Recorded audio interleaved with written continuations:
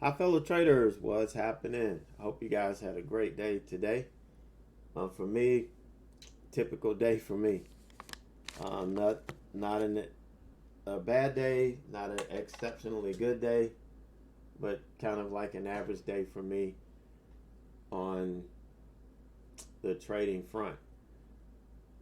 But what I want to share with you, what I want you guys to think about is that somebody took the same trade you took today that you lost money on, and they made money on it. You think about that, and you ask yourself, why did that happen? How did they make money and I didn't?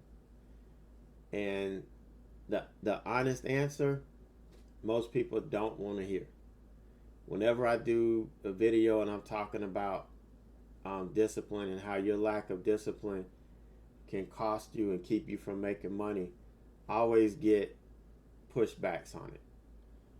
And it's all from people who think it's a game, it's a gamble. And that's all it is. Then there's no logical way to approach this. And they couldn't be further from the truth.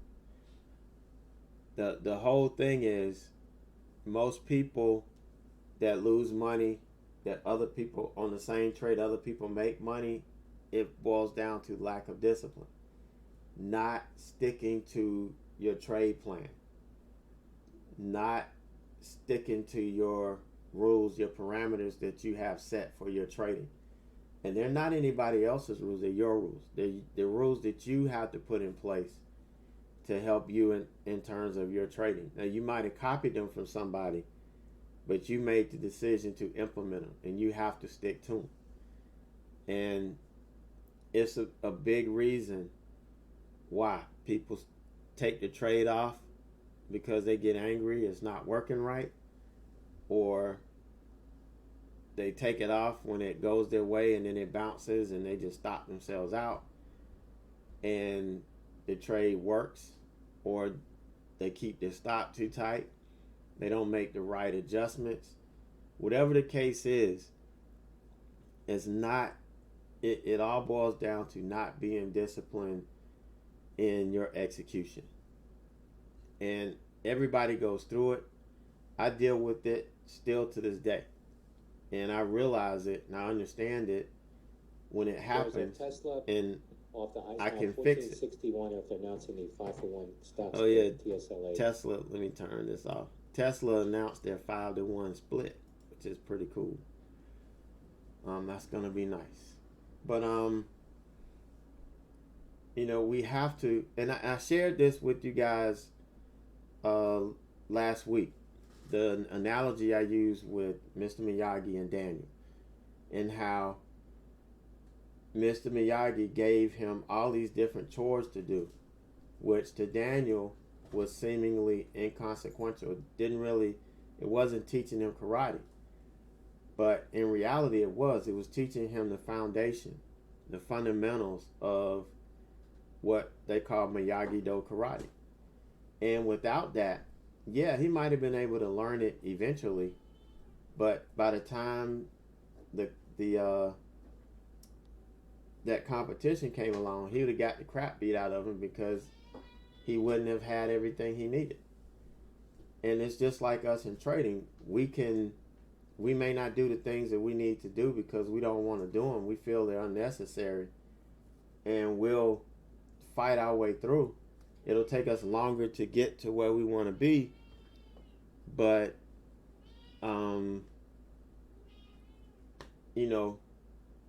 we could have eliminated all of that, shortened the learning curve by doing it. And I think another reason he did it, he was testing to see how bad he wanted to learn. How disciplined are you? Do you trust me as your teacher? And all of those things are really, really important. So, I want you to think about that.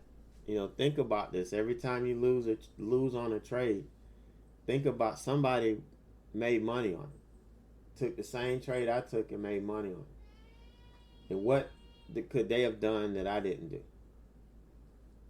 And just, that'll help hopefully that'll help put some things into perspective. Because I'm telling you right now, this for retail traders, retail day traders, this is the life, man. The market is there. And unfortunately, a lot of people are not really learning the process, because right now you could buy low, you could buy the dip. And as long as the Fed is continuing to support the market the way they're doing, there's no risk. There's really very little risk if you just buy the dip. And you see that happening in Robinhood.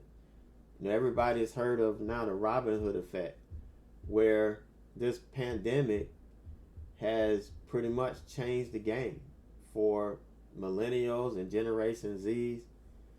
You know, they put down the video games and the sports betting and all of that, and they're in the market now. And you know, all of the people that used to sit back and say, "Hey, you're gonna lose it," is not. They're not. They're becoming a growing force on Wall Street. And in fact, a lot of retail traders are actually beating professional money managers. And they've done stuff. I've been reading articles. At first, I thought it was just garbage, but as I've read more articles and looked at some data, retail traders are beating the brakes off of some of these professional fund managers. So it's fair game for us, and I don't think if everybody that's in here now really takes time to learn this craft, it's only going to be better for us. So, you know, that's exciting right now.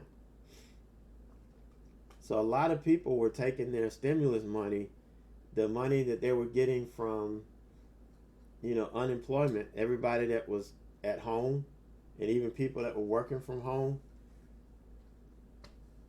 they've been hitting the market and been performing pretty well. So, you know, just keep that in mind. All right, so the SPY today, we didn't do very well in the SPY. We did sell off toward the end of the day, and we closed below the 5-day. This is the most aggressive moving average that we can have on the daily chart. And you could see, you know, throughout periods when we lose the 5, you know, what happens. And like I said, the Fed has been supporting this market. It's determined. They've even said it, that they're not going to let this economy fail. And it practically takes a lot of the risk out of us long-term traders. Now, when I was talking about the retail traders beating the fund managers and stuff, I'm talking about swing trading. I'm talking about longer-term holds. I'm not talking about day trading. I wouldn't, you know, it'd be hard for me to say day trading because that takes a little bit more skill. It's not about buying at the low and selling at the high when you're dealing with day trading. It's a little bit more complex than that. But you know, it's wide open for us, and we just have to take advantage of it and be ready for whatever the market gives us that day. And that's what it boils down to. We can have an idea of what we're looking for. I thought the bulls were going to push this to 339, 340 today before we got had a good pullback, but it didn't quite get there. You know, I guess today was the day it started pulling back. So we'll just have to wait and see what happens here going forward. But again, it's always interesting. You never know what's going to happen on the new day. So MRNA, this was my first trade out of the gate. Opening range low here. And for some reason, I have a delay. We're really I know what I did. I hit the wrong button. Typically, I have a hot button that just markets in. I have one for a limit for a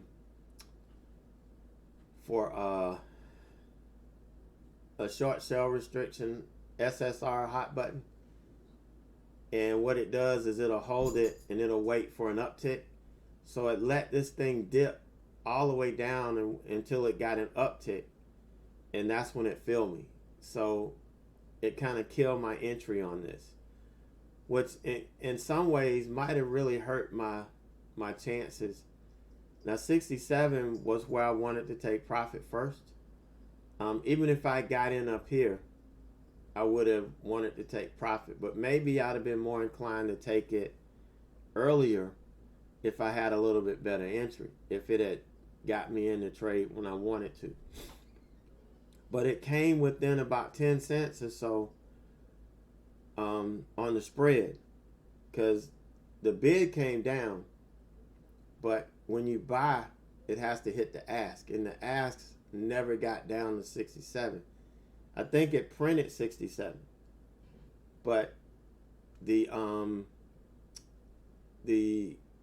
ask didn't get down, so I couldn't get my profit. And then, I got a little angry and ended up getting stopped out. I was aggressive. I went in with 500 shares. Okay, I was aggressive, but I just felt today was a good day to be aggressive.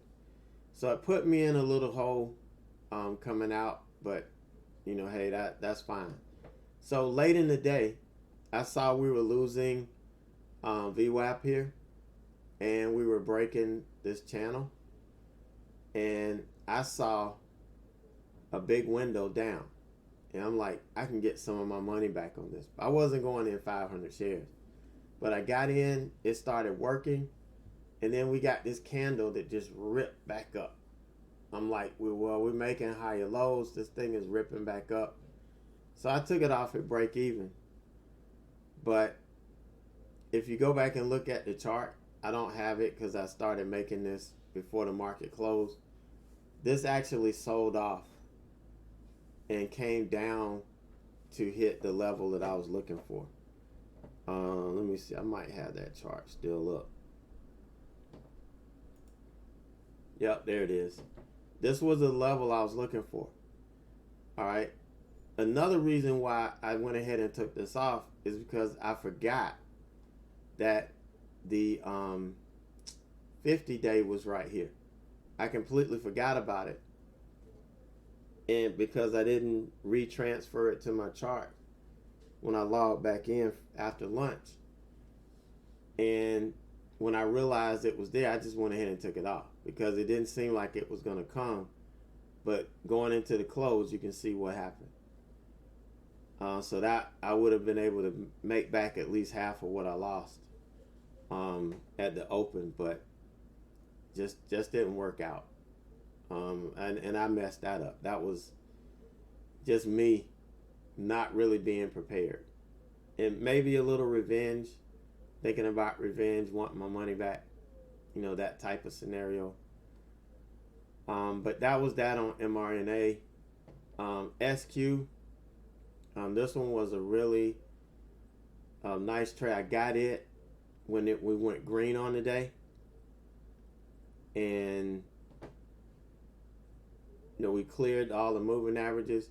My first target was going to be the 200, but because we didn't hit the target on the first trade, I went ahead and was real conservative with this, and I put it well before it at 141, and we ran up through the 200, and it actually pulled back and ended up stopping me out.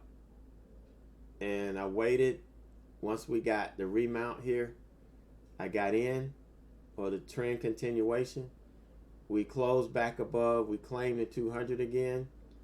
I was really one candle late. I could have gotten in on this candle, but ended up getting in on this candle. Still had enough room to take profit up here at 142. It pulled back and almost hit my second target again. Came really close, but didn't quite get there, and it pulled all the way back and stopped me out. Not really getting the follow through that we like to see, but this is par for the course in the summertime. So 2 base hits on SQ, so not bad. I'll take base hits, over red trades any day. So nice on that. And CRWD, this one was a reversal that I was working on.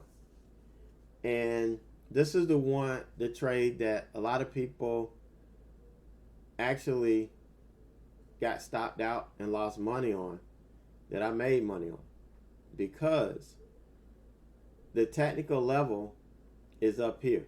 I know it started reversing at 100, but this level was 50 cents away, which was well within my range.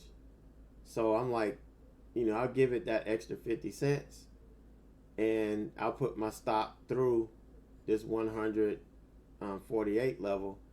I'll put my stop through there so that if it does come back and take this out, then, technically the trade is done. Even though this held the 9, it never could push this level. So it never stopped me out. Technically, the trade was never dead. So as long as the trade is still alive, I don't care if it's alive by a thread. I don't care if it's on life support. If it's still alive, give it a shot. And, that's what I did. I let the parameters were still there. It didn't hit my technical stop. So everything worked out. Did not, again, the spread is what, kind of kept me from getting this cover. It came within some cents, but the ask just didn't catch up with it, and it ended up bouncing, and I got angry on this. I got mad as hell because I waited all this time, got the big sell-off, ready to take profit here, and this thing rips all the way back up. So again, technically I'm not dead. I am not dead because, this trade is still in play. This was just a bounce. We sold back off. By then, the 50 had caught up with this level, so I took profit here. And I was going to take profit at the 200 and looking for it to complete the reversal by going back to VWAP. But the later in the day we got, the more I realized, hey, just wait till the end of the day, take it all off if it hits the 200, or when the market closed, just go ahead and take the rest off. And, that's what I did. So ended up the day from being $500 down, because I was in 500 shares, and I was in 500 shares at $67.69. Actually, it was a little bit more than $500 down. I lost a little over a point on this. So from being $500 down to coming back and being, just over $300 in the green, that's a big successful day for me. So I'm happy with that. No swing trades yet, so it may be a quiet week with swings. I'm gonna do a scan today. I didn't get to do my normal swing scan for earnings that I typically do. There were a couple that were a little bit lower priced where I think more people could have played them, but I didn't get a chance to do it last night. So I might look at scanning tonight, see if I can find a swing that might pay pretty decent over the next 3 days, and we'll kind of go from there. But I didn't get in I didn't get the DE, didn't get to jump in it yesterday because I was playing. And I will talk more about tomorrow. I'll talk more about the DOS and TD Ameritrade thing because I plan on taking a trade on it tomorrow since AAL hit my profit stop today when it started selling off. So I'm not in any trades in TD Ameritrade, so I can start from scratch using the DOS platform. I kind of wanted to do that. So we'll see how the executions are first thing in the morning. You know, if they're going to be a lot quicker and faster. So far, everything works just the same. It feels the same. So I don't foresee any issues. And I'll be able to talk a little bit more about that then. So you guys have a great night. And I will catch you first thing in the morning.